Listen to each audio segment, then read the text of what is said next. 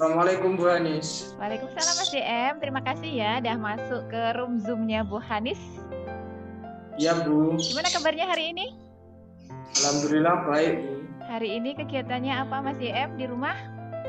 Cuma bersih-bersih rumah Bu. Wah, rajin sekali. Hari ini kita akan melaksanakan konseling individual secara daring melalui Zoom meeting ya. Bu Hanis mau tanya nih, kira-kira kamu hari ini punya waktu untuk konseling individual berapa menit? Sekitar 1 jam Bu. Yap, misalnya nanti belum selesai, kita lanjut di hari berikutnya ketika kamu sudah punya waktu lagi begitu ya. Oke Bu. Baik, Mas DM, mari sebelum kegiatan konseling individual hari ini kita mulai, kita buka terlebih dahulu dengan doa.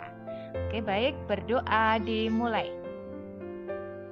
Selesai? Semoga dengan dibuka dengan doa, Allah senantiasa meridhoi kegiatan kita pada hari ini. Amin. Oh ya Mas DM, perlu diketahui bahwa dalam konseling individual ini ada azas kerahasiaan ya. Jadi Mas DM nanti boleh ya mengungkapkan semua unek-unek dalam hati dan itu akan terjamin kerahasiaannya. Itu kira-kira apa masalah apa yang sedang dihadapi Mas DM dan yang kamu rasakan saat ini apa? Coba ceritakan pada Bu Hanis. Saya tuh punya masalah Mm-mm. Bu. Saya sekarang ini malas sekali sekolah Bu. Bagian tugas menumpuk. Semua itu gara-gara saya pengen melanjutkan studi lanjut ke pondok pesantren Bu.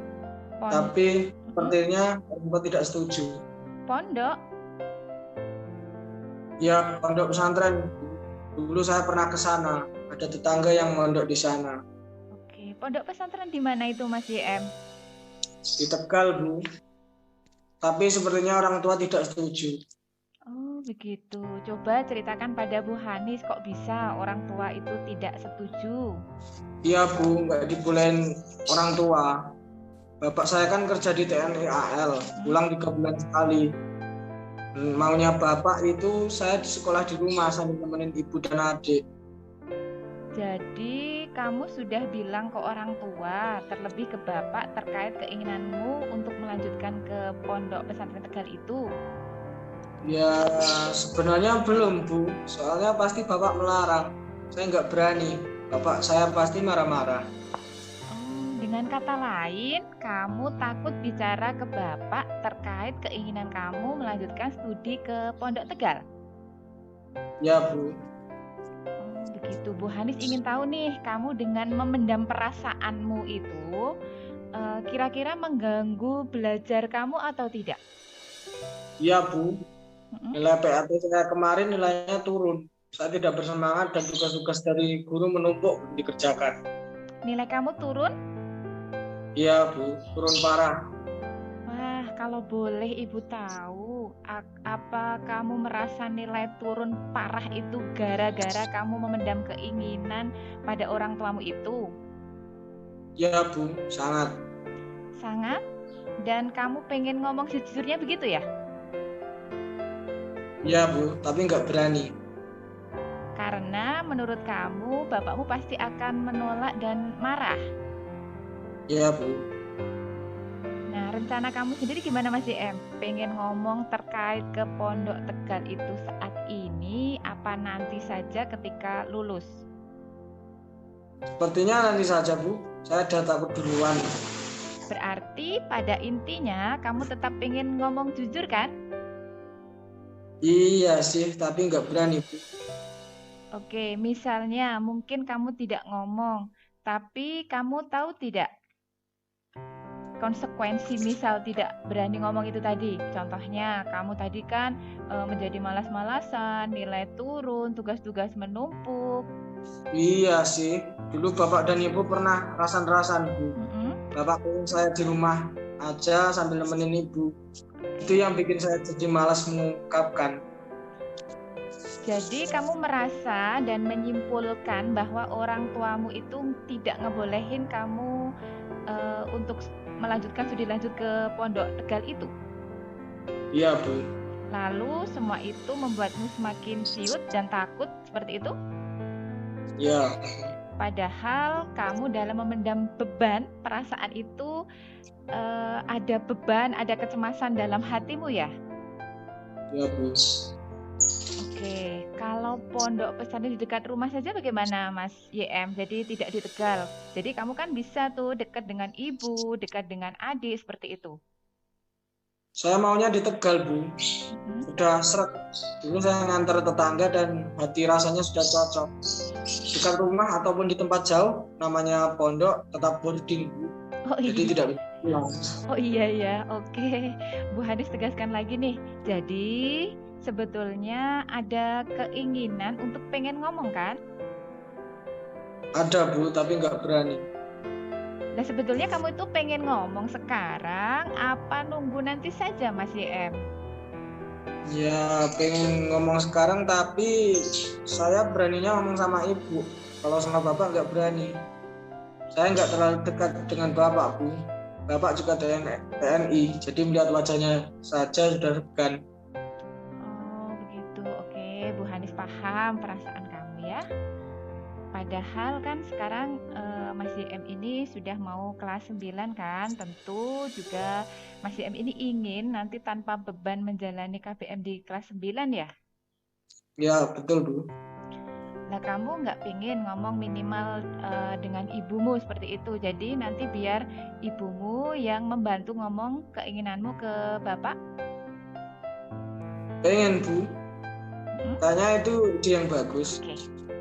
Oke, gimana kalau tujuan konseling pada hari ini kita mencoba ngomong dengan ibumu? Ya, insya Allah berani. Yang paling penting ya di sini kamu bisa membuktikan bahwa keinginan kamu melanjutkan ke Pondok Tegal itu malah membuatmu belajarmu semakin meningkat dan prestasinya nilainya juga semakin baik.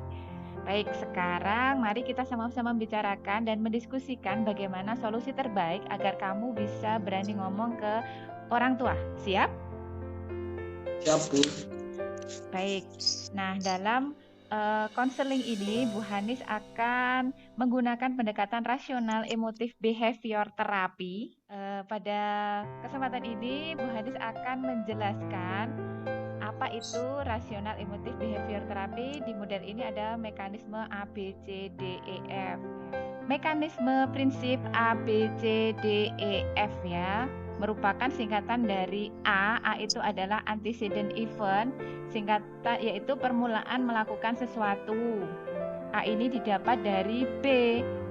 B itu terdiri dari dua, belief rasional dan belief irasional. Belief sendiri adalah pemikiran atau keyakinan. Kebanyakan orang yang bermasalah itu karena mengembangkan belief atau keyakinan-keyakinan yang irasional dalam dirinya. Jadi dengan keyakinan irasional tersebut, orang menjadi bermasalah. Nah, semua keyakinan ini akan menimbulkan C atau konsekuensi. Konsekuensi contohnya saja, ada seorang yang ingin selalu dicintai oleh orang lain, selalu ingin dilihat oleh orang lain, dia ingin selalu dimengerti oleh orang lain, maka konsekuensinya orang tersebut akan gila hormat dan orang tersebut akan menghalalkan segala cara agar selalu dikagumi oleh orang lain. Nah, terus gimana sih agar keyakinan irasional kita akan hilang? Maka caranya adalah disputing atau dipertentangkan agar keyakinan irasional kita hilang. Kalau keyakinan irasional kita itu dipertentangkan, maka terjadilah E di sini ya, efek dan efek yang paling dekat adalah feeling atau perasaan. Apabila kita sudah mempertentangkan B irasional menjadi dengan D, maka perasaan atau feeling kita menjadi nyaman, tenang, dan terselesaikan masalahnya, menjadi percaya diri kembali, dan akhirnya menjadi manusia yang efektif. Sampai di sini kira-kira Mas JM apakah sudah paham mengenai mekanisme A, B, C, D, E, F dalam REBT? Sudah Bu, sedikit. Oke, pintar ya. Nah, coba kira-kira Bu Hanis ingin tahu A atau antecedent event atau situasi yang sedang kamu alami apa Mas YM sekarang? Nilai saya jelek, saya tidak bersemangat belajar. Benar tidak, Bu? Iya, betul. Nilai kamu jelek, kemudian tidak bersemangat belajar dan beberapa kali bolos pembelajaran daring itu merupakan A. Kemudian B atau keyakinan atau pemikiran. Nah, menurut Mas JM ini mengembangkan pikiran rasional apa irasional kira-kira? Saya nggak tahu, Bu. Rasional apa irasional ya? Irasional ya kayaknya. Oke, baik Bu Hanis kasih tahu ya, Mas JM ini mengembangkan pikiran irasional sehingga C atau konsekuensi juga irasional yang menjadi malas bersekolah, cemas, tidak ada motivasi belajar. Jadi saya bermasalah ini karena saya mengembangkan pikiran-pikiran irasional saya sendiri ya, Bu. Iya, betul sekali. Karena memang pemikiran irasional ini adalah penyebab terjadinya masalah. Mas M tahu nggak, Mas M itu mengembangkan pikiran irasional apa? Nggak tahu, Bu. Apa, Bu? Oke, Bu Hanis kasih tahu ya, Mas M ini mengembangkan pikiran irasional karena tidak berani ngomong ke orang tua dan berpikir irasional pada orang tua. Jadi Mas JM ini sudah beranggapan bahwa orang tua itu akan marah dan tidak setuju jika Mas JM ini melanjutkan studi lanjut ke Pondok Tegal. Padahal Mas JM sendiri belum bicara pada orang tua. Betul nggak? Iya sih. Oke, jadi di sini Bu Hanis tekankan, apakah Mas JM ini akan tetap memendam untuk tidak bicara pada orang tua, padahal hal itu akan membuat cemas? Apakah Mas JM akan tetap berpikir irasional dan memeliharanya? Apakah Mas JM akan tetap seperti ini? Enggak, Bu. Oke, lalu apa yang akan Mas JM lakukan? Saya akan ngomong pada orang tua saya, Bu. Minimal sama Ibu. Oke, berarti itu komitmen yang Mas JM ambil sendiri ya? Ya. Nah, Ibu tanya nih, Ibu kamu sibuk apa enggak? Enggak, Bu. Kalau Bu Hanis boleh menyarankan nanti ketika ngomong dengan ibumu itu pilih waktu yang tepat ya. Nah, Bu Hanis mau tanya nih, kapan kira-kira Mas JM akan melaksanakan komitmen ini? Sore ini, Bu. Oke, bagus, hebat. Itu komitmen dari Mas JM sendiri ya. Kita akan lihat bersama bagaimana usaha keras Mas JM. Baik Mas JM, sebelum Bu Hanis akhiri nih pertemuan kali ini, Bu Hanis ingin tahu pemahaman baru apa yang Mas JM dapat dari kegiatan hari ini. Saya menjadi sedikit paham mengenai mekanisme ABCDEF dalam rasional emotif behavior terapi. Dan saya sadar penyebab masalah saya itu karena saya sendiri mengembangkan pikiran-pikiran irasional, Bu. Bagus, iya betul sekali. Lalu perasaan Mas JM sendiri sekarang apa? Bagaimana setelah melaksanakan kegiatan ini? Perasaannya bagaimana? Perasaan saya menjadi tenang dan nyaman, serta berani bicara pada orang tua saya, Bu. Sip. Lalu rencana yang akan dilakukan Mas JM akan bicara pada orang tua tadi ya, sore ini ya? Ya, Bu. Oke, baik. Dari awal sampai akhir tadi kita sudah membahas banyak hal ya. Yang pertama, Mas JM merasa tidak bersemangat. Kemudian bermalas-malasan karena ingin melanjutkan ke Pondok Tegal dan ingin bicara pada orang tua tapi takut. Namun kemudian Mas JM memutuskan untuk berani ngomong sama ibu karena kalau membendam perasaan terus-menerus akan mengganggu konsentrasi belajar. Oke, pertemuan ini Bu Hanis akhiri. Bu Hanis senang Mas JM bisa dengan cepat memahami. Semoga rencana yang kita buat tadi dijalankan benar-benar dan membuahkan hasil yang maksimal ya.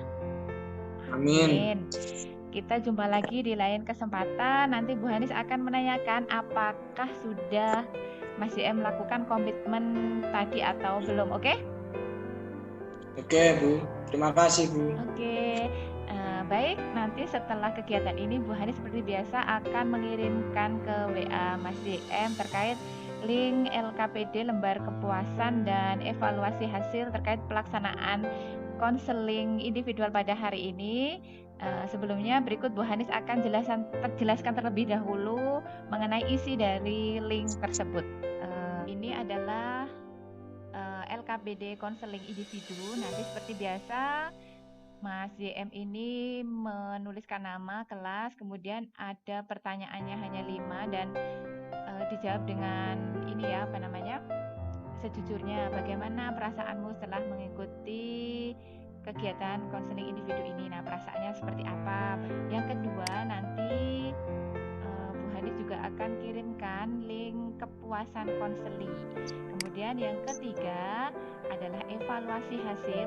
Nah, paham ya dengan link LKPD, kepuasan konseling dan evaluasi hasil, paham? Paham, Bu. Baik. Baik, layanan pada hari ini kita sudahi ya Mas YM ya. Terima kasih. Mari kita tutup dengan doa. Berdoa dimulai. Berdoa selesai. Mas YM, Bu Hanis tunggu kabar dari Mas YM terkait bicara pada orang tua tadi ya. Siap. Oke, terima kasih. Kegiatan konseling individual pada hari ini kita sudahi sampai di sini. Terima kasih atas perhatiannya. Mohon maaf bila Bu Hanis ada salah. Wassalamualaikum warahmatullahi wabarakatuh. Waalaikumsalam warahmatullahi wabarakatuh.